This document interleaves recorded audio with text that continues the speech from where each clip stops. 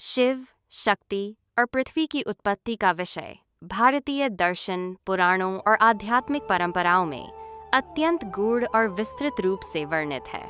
यह केवल सृष्टि की भौतिक शुरुआत की कहानी नहीं है, बल्कि चेतना, ऊर्जा और अस्तित्व के गहरे संबंधों को समझाने का एक प्रयास भी है। इस कथा को समझने के लिए हमें समय, स्थान और रूप से परे उस अवस्था की कल्पना करनी होती है जब कुछ भी प्रकट नहीं था, न आकाश, न पृथ्वी, न देवता, न ही कोई जीव। प्रारंभ में केवल एक अनंत, निराकार, असीम सत्ता विद्यमान थी, जिसे ब्रह्म या परम सत्य कहा जाता है। यह ब्रह्म न तो पुरुष था, न स्त्री, न ही उसमें कोई विभाजन था। वह पूर्णतः शांत, स्थिर और अद्वैत था। उसी ब्रह्म से सबसे पहले चेतना का संचार हुआ, जिसे शिव के रूप में जाना गया। शिव का स्वरूप यहाँ केवल एक देवता के रूप में नहीं, बल्कि शुद्ध चेतना, साक्षी भाव और निश्चलता के प्रतीक के रूप में समझा जाता है। शिव अपने आप में पूर्ण थे, लेकिन उनमें कोई क्रिया नहीं थी। वे केवल साक्षी थे, बिना किसी परिवर्तन के।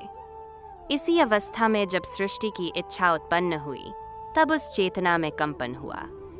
इस कंपन से ऊर्जा का जन्म हुआ, जिसे शक्ति कहा गया। शक्ति ही वह गतिशीलता है जो सृष्टि को संभव बनाती है। शिव बिना शक्ति के निष्क्रिय है और शक्ति बिना शिव के दिशाहीन। इसलिए दोनों का संबंध अभिन्न है, जैसे अग्नि और उसकी गर्मी, सूर्य और उसकी किरणें।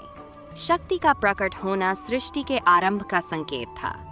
यह ऊर्जा अनेक रूपों में विभाजित होने लगी, ध्वनि, प्रकाश, गति और विभिन्न तत्वों के रूप में।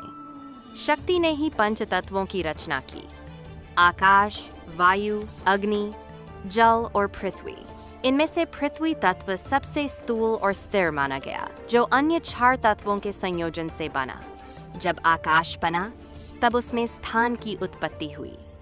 वायु ने उसमें गति दी, अग्नि ने रूप और ऊर्जा प्रदान की, जल ने प्रवाह और जीवन का आधार बनाया, और अंततः इन सब के संतुलन से पृथ्वी का निर्माण हुआ। पृथ्वी केवल एक ग्रह नहीं, बल्कि स्थिरता, धैर्य और जीवन के पोषण का प्रतीक है। पुराणों में वर्णन आता है कि जब शक्ति ने सृष्टि की रचना प्रारंभ की, तब उन्होंने विभिन्न लोकों और जीवों को उत्पन्न किया।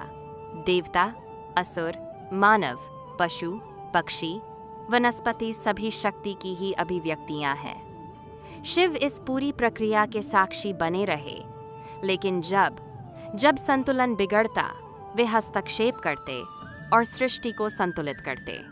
शिव और शक्ति का मिलन ही सृष्टि की निरंतरता का कारण है।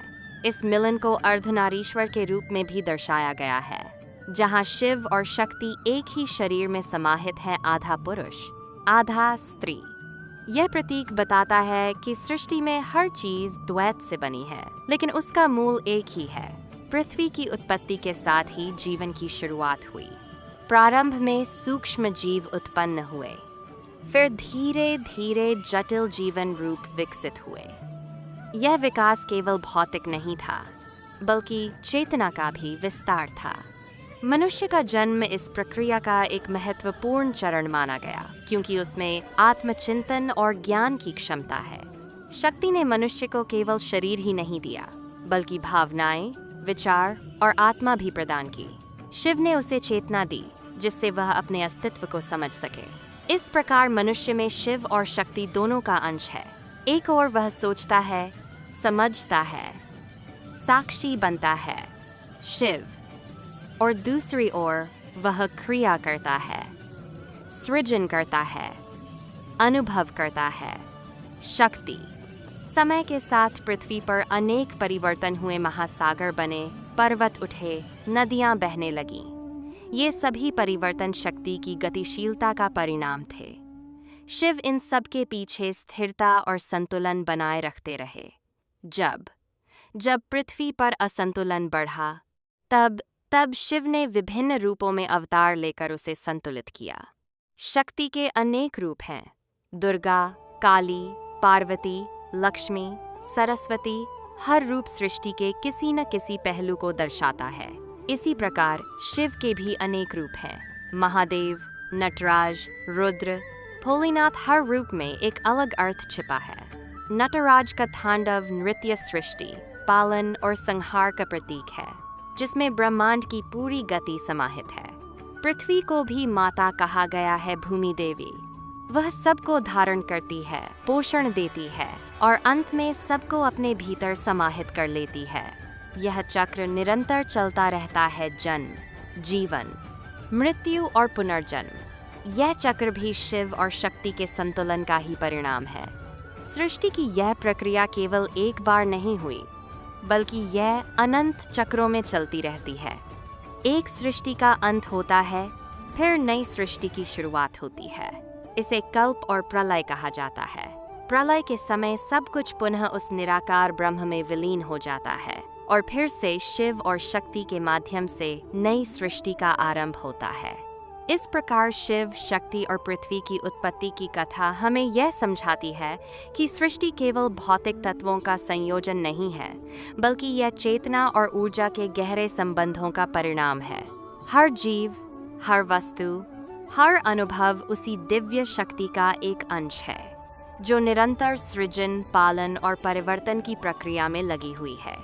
और यह प्रक्रिया अनंत काल तक चलती रहती है, जहाँ हर क्षण एक नई शुरुआत होती है और हर अंत के भीतर एक नया आरंभ छिपा होता है, जो धीरे धीरे अपने स्वरूप को प्रकट करता है और फिर उसी अनंत में विलीन होने की ओर अग्रसर रहता है।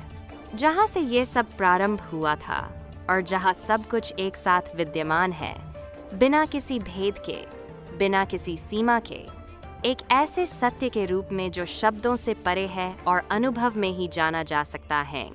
अगर वीडियो अच्छी लगी हो तो भक्ति प्रेम चैनल को लाइक, सब्सक्राइब और फॉलो जरूर करें। कमेंट में जय शिव शक्ति लिखना बिल्कुल न भूलें।